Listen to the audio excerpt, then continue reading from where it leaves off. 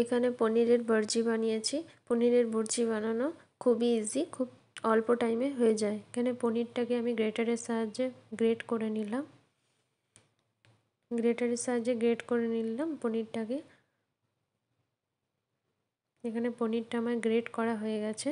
তারপর কড়া বসিয়ে দিলাম। কড়ার মধ্যে দিলাম সাদা তেল দিয়ে ভালো করে একটু গরম করে নিতে হবে তেলটাকে।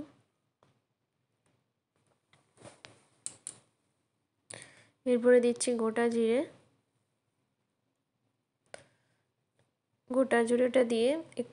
গোটা জিরেটা হালকা হালকা ভাজা ভাজা হয়ে আসলে একটা সুন্দর গন্ধ বেরিয়ে যাবে। এরপরে দিচ্ছি কাঁচা লঙ্কা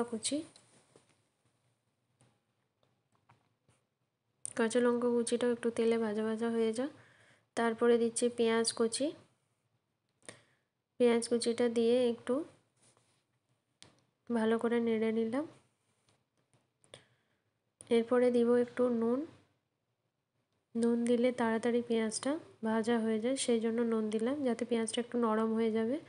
পেঁয়াজটাকে একটু নুন দিয়ে ভালো করে নেড়ে নিলাম এবং ঢাকা দিয়ে রেখেছিলাম যাতে পেঁয়াজটা তাড়াতাড়ি ভাজা হয়ে যায়।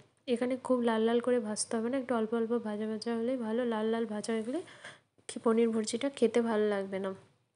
এরপরে দিয়েছিলাম টমেটো কুচিটা একটু ভাজা হয়ে গেছে। তার সাথে দিলাম আদা রসুন বাটা একটু অল্প পরিমাণেই দেবেন। দিয়ে আদা রসুন বাটাটা দিয়ে একটু ভালো করে নেড়ে নিতে হবে যাতে আদা রসুন বাটার কাঁচা গন্ধটা চলে যায়। পেঁয়াজ, টমেটো, আদা রসুন বাটা ভালো করে নেড়ে নিলাম। এরপরে দিচ্ছি একটু হলুদ গুঁড়ো, তার সাথে দিচ্ছি কাশ্মীরি লঙ্কার গুঁড়ো, এরপরে দিচ্ছি জিরে গুঁড়ো, এখন দিচ্ছি ধনে গুঁড়ো। এরপর নুন দিলাম। মশলাটার সাথে ভালো করে মশলাগুলো মিশিয়ে নিতে হবে। এরপরে গ্রেট করে রাখা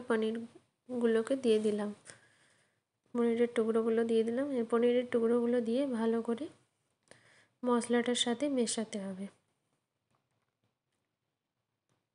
ভালো করে খুন্তির সাহায্যে নেড়ে মিশিয়ে নিলাম। একটুক্ষণ ঢাকা দিয়ে রাখবো যাতে পনিরের সাথে মশলাটাও ভালো করে কষা হয়ে যায় এবং পনির থেকে একটু সামান্য জল বেরোয়। দেখবেন জলেই ওটা অটোমেটিকলি ওটা সেদ্ধ হয়ে যাবে সবগুলো। দেখুন খুব সুন্দর একটা শুকনো শুকনো ভাব চলে এসছে।